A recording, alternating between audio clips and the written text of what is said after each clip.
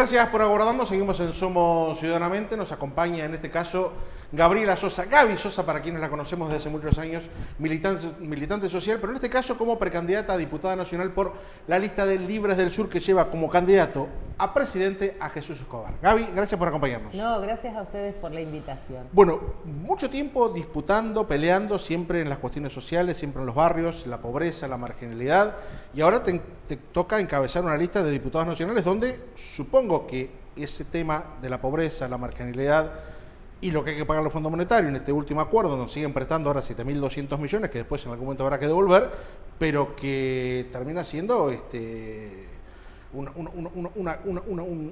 un cierre en cuanto a lo que se puede llegar a distribuir. Sí, efectivamente, nosotros en la Argentina ahora han pasado cuando va a ser el nuevo informe de pobreza, ¿no?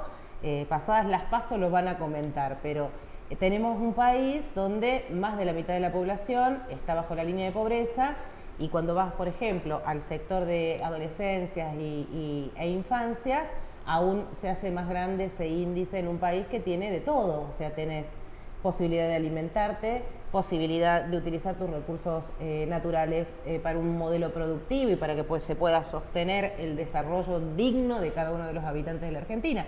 Sin embargo, hace un montón de años que tenemos pobreza, y de décadas te diría, que tenemos pobreza en la Argentina, pobreza que va a ser mayor y que va siendo mayor porque el impacto, como vos mencionabas, de la definición del gobierno nacional de acordar con el FMI es bajo condiciones que generan y multiplican la pobreza, ¿no?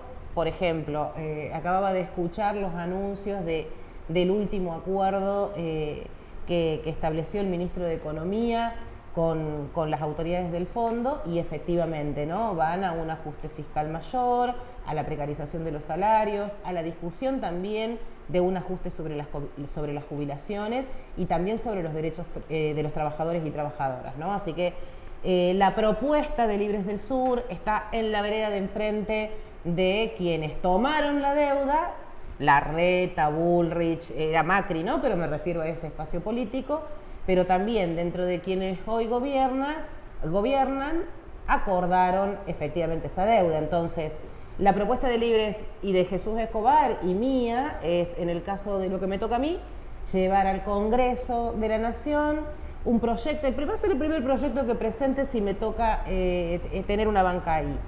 Suspender el pago de la deuda, investigar cuál es la parte que efectivamente tendríamos que pagar, porque fue una deuda contraída de manera fraudulenta y otorgada de manera fraudulenta, o por lo menos violando los estatutos del fondo. Y por último, sancionar si hay responsables de esta deuda odiosa, como también se plantea en términos jurídicos, ¿no? Bueno, el presidente Alberto Fernández hizo una presentación judicial que, como corresponde, nunca se movió un solo papel. Ahora, después de presentar esa denuncia por el tema de la deuda contraída con el fondo por el gobierno de Mauricio Macri, termina acordando con el fondo, es decir, diciendo, bueno, esta deuda es legal.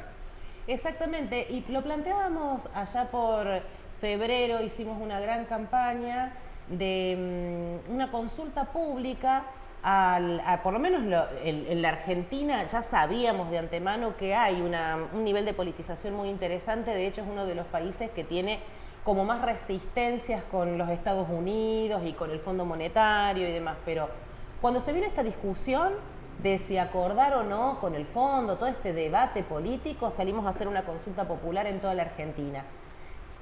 La mayoría de la gente consultada, alrededor de 2,5 millones de personas opinaron, dijeron que no estaban de acuerdo.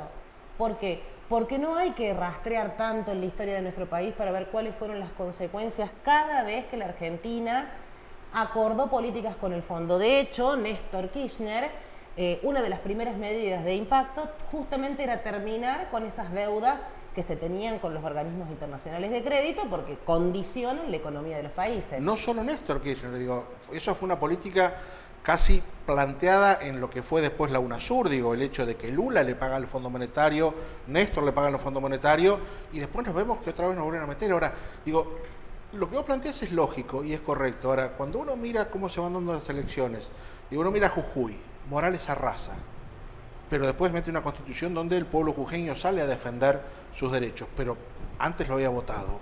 Uno mira la posibilidad de que Patricia Bullrich gane la interna y que sea presidenta, porque si ganase esa interna probablemente tenga posibilidades de dar una pelea, y habla otra vez de blindaje. Digo, da como miedo lo que viene. Digo, ¿por qué el pueblo vota a la derecha? A pesar de lo que vos planteás correctamente, dicen no al fondo.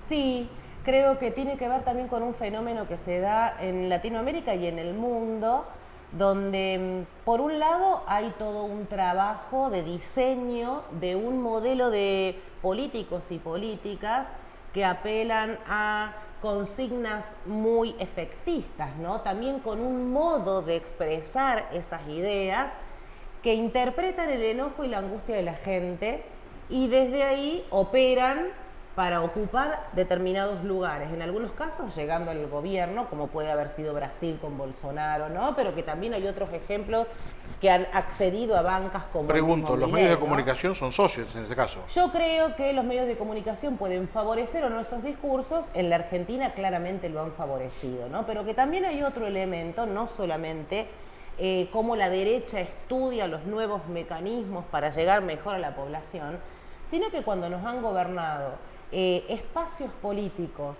con un perfil y inicialmente con propuestas o discursos progresistas, y eso no se concreta, genera también mucho enojo y angustia en la población. Nosotros ya sabíamos cómo iba a gobernar Macri. Lo que es muy duro, y supongo que para quienes han votado al Frente de Todos con mucha expectativa, convengamos que este gobierno y el candidato de este gobierno, que el principal candidato, que es Massa, bueno, convengamos que la mirada respecto a cómo debería ser la relación con los Estados Unidos o los organismos internacionales de crédito no es muy distante de lo que dice Larreta, ¿no? Entonces, el crecimiento de la derecha tiene una relación con esta falta de respuesta efectiva también de los espacios progresistas a la hora de resolver la vida cotidiana de la gente. Y por supuesto una operación de la derecha y de la centro-derecha que construye personajes atractivos para un momento histórico donde también la politización de la población es baja todavía, ¿no? Es decir, cuando llega Alberto plantea vamos a volver a llenar las heladeras, lo cual era lógico y era necesario, pero nos encontramos con un gobierno peronista donde aquel asalariado que está en blanco no llega a fin de mes, que debe ser el fracaso más grande para un gobierno peronista. Efectivamente, y que además tenemos, te decía recién cuando empezábamos el índice de pobreza, ¿no? Más de la mitad de la población en la Argentina pobre. Trabajás y no llegas a fin de mes. Los trabajos que conseguís quizás han salido, de la pandemia para acá, obviamente, se ha desarrollado, ha tenido mayor desarrollo la economía, mayores posibilidades de participación en el mercado de trabajo. Ahora, no nos alcanza, los sueldos siguen precarizados. Yo charlaba con los periodistas en La Puerta recién, en cuántos trabajos tiene que estar un trabajador de prensa para llegar mínimamente a la canasta básica total, por decir un número que cualquiera de nosotros, bueno, más allá del alimento, algunos otros elementos tener garantizados, ¿no? Bueno, ahí hay una deuda pendiente y por eso nosotros hablamos de que la primer deuda que hay que pagar es la deuda interna. Y hay experiencias de otros países donde han pedido moratorias o han sostenido suspensión de los pagos de la deuda para garantizar el desarrollo del crecimiento interno. Y a partir de ahí, ver cuáles fueron los números del que plantea el FMI, cuáles son los correctos, cuáles se dieron violatoriamente a los estatutos del FMI. ¿Por qué te digo esto? Porque el préstamo fue para bancar la campaña de Macri. Exactamente. La reelección de Macri. O sea, no fue para garantizar la devolución de lo que alguna vez nos prestó, directamente para bancar la campaña. Por lo tanto, eso, ¿por qué lo tenemos que pagar nosotros? Muchas gracias. No, gracias a vos. Gabriela Sosa. Gaby Sosa, precandidata a diputada nacional por el Frente Libres del Sur, pasó por Somos Ciudadanamente con una mirada diferente, distinta, con una mirada social. También aquí con su planteo respecto de por qué votar a Libres del Sur, que lleva como candidato a presidente a Jesús Escobar. Pausa breve, no se vaya, ya volvemos.